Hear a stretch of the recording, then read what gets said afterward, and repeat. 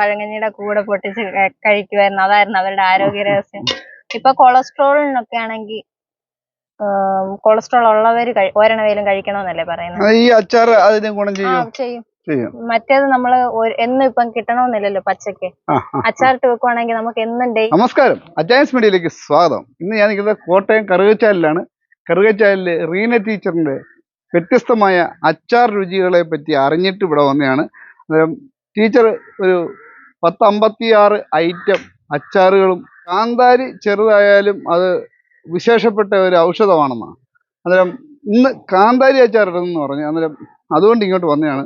അത് നമുക്ക് റീന ടീച്ചറിൻ്റെ അടുത്ത് പോയി കാന്താരി അച്ചാർ എങ്ങനെയാ ഉണ്ടാക്കുന്നതെന്നും അതിന്റെ മേക്കിങ്ങും ഒക്കെ നമുക്കൊന്ന് കാണാം.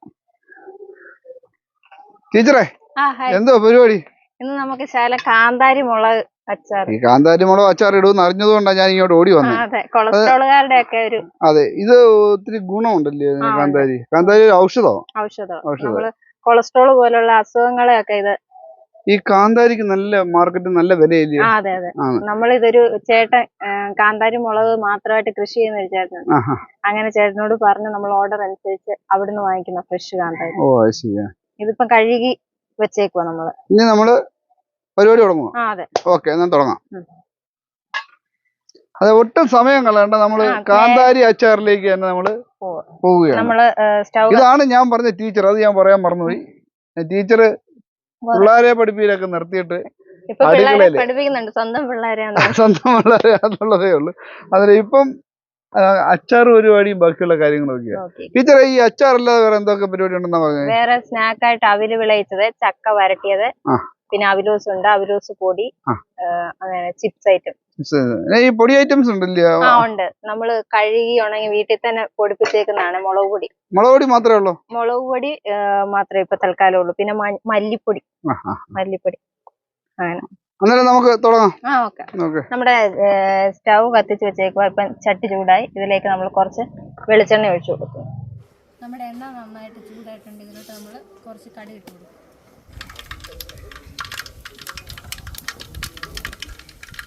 കടുക് നമ്മുടെ നന്നായിട്ട് പൊട്ടി. ഇതിലോട്ട് നമ്മൾ കുറച്ച് കറിവേപ്പില, ഇഞ്ചി, വെളുത്തുള്ളി എല്ലാം ഇട്ട് കൊടുക്കുന്നു. വെളുത്തുള്ളി, ഇഞ്ചി എല്ലാം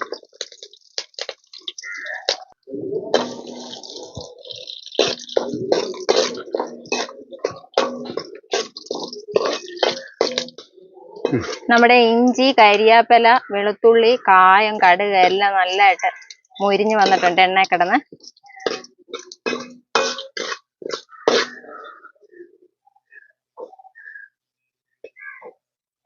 നമ്മുടെ ഇഞ്ചി, വെളുത്തുള്ളി, കരിയാപ്പില എല്ലാം നന്നായിട്ട് മുരിഞ്ഞു വന്നിട്ടുണ്ട്. കുറച്ച് ഉലുവാപ്പൊടി, കുറച്ച് മഞ്ഞൾപ്പൊടി നമ്മൾ ഈ എണ്ണയിലോട്ട് ഇട്ട് കൊടുക്കും.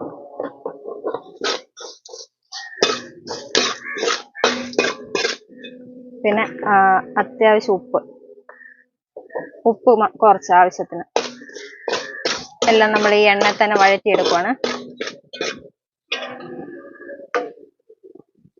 നമ്മൾ കഴുകി വാരി വെച്ചേക്കുന്ന നല്ല അടിപൊളി കാന്താരി മുളക് ഇതിലോട്ട് ഇട്ട് കൊടുക്കും.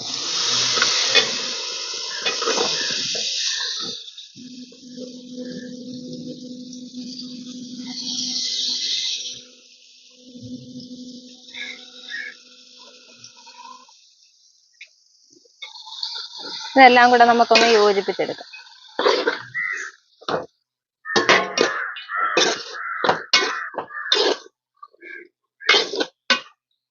കുറച്ച് വിനാഗിരിയും കൂടെ നമ്മൾ ഒഴിച്ചു കൊടുത്ത് ഇതെല്ലാം നല്ല സെറ്റായി വെന്ത് വരണം. ഇതിപ്പോ നമ്മള് കാന്താരി മുളക് അച്ചാറ്. ഇത് കാന്താരി മൂക്കത്തില്ല, നമുക്ക് വെന്ത് കഴിയുമ്പോഴത്തേക്ക് ഒരു ബ്രൗൺ കളറാവും. കളർ മാറും. ഈ കാന്താരിയുടെ ഗുണങ്ങളും ഒക്കെ ഒന്ന് പറയാം. നമുക്ക് ഏറെ ഗുണമുള്ള ഒരു സാധനല്ലേ കാന്താരി മുളക്. പണ്ടുള്ളവരൊക്കെ പഴങ്കഞ്ഞിയുടെ മെയിൻ ഒരു പഴങ്കഞ്ഞിയുടെ കൂടെ പൊട്ടിച്ച് കഴിക്കുമായിരുന്നു. അതായിരുന്നു അവരുടെ ആരോഗ്യ രഹസ്യം.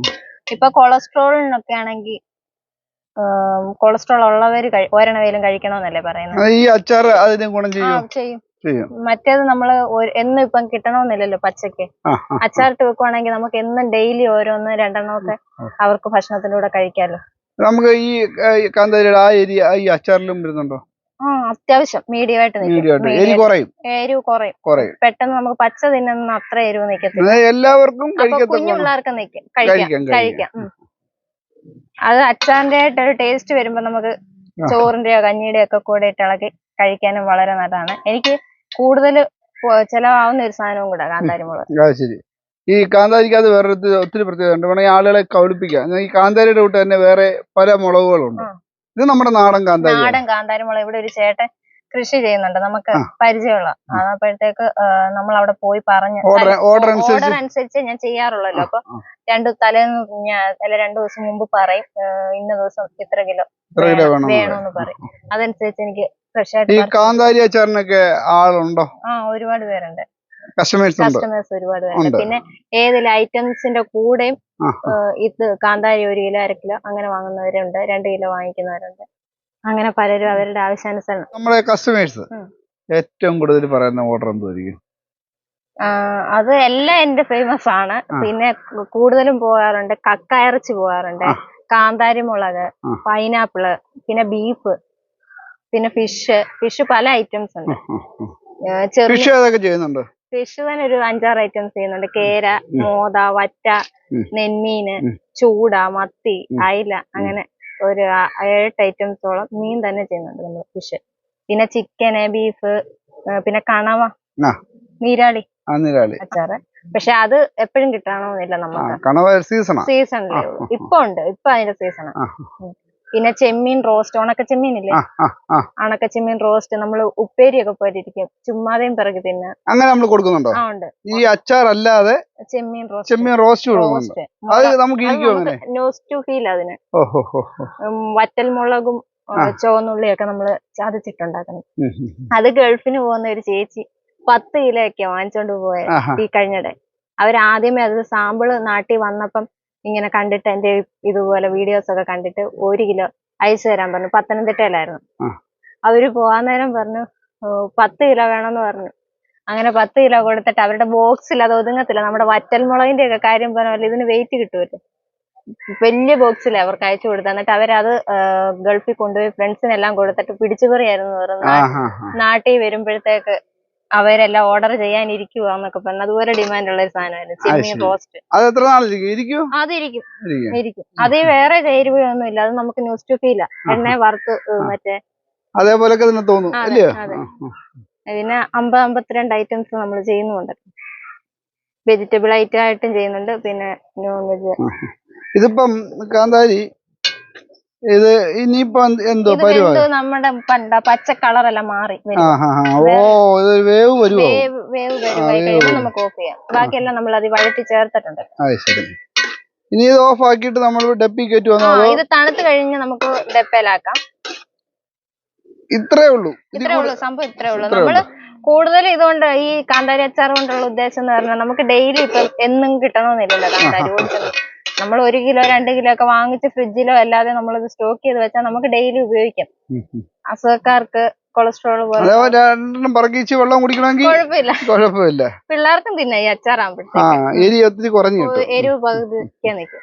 അതുമാത്രമല്ല വേറെ ഐറ്റംസ് ഒന്നും ചേരാത്തത് കൊണ്ട് വിശ്വസിച്ച് ഹോം മെയ്ഡ് ആയിട്ട് ചെയ്യുന്നതുകൊണ്ട് എല്ലാവർക്കും വിശ്വസിച്ച് കഴിക്കാം. പിന്നെ പ്രത്യേകമായിട്ട് കാന്താരി മുളകും നമ്മുടെ നാട്ടിൽ തന്നെ വിഷമടിക്കാതെ ഉള്ള സംഭവമാണ്. കാന്താരി മുളക് കൂടുതൽ വിഷം വരാനും പോകുന്നില്ല.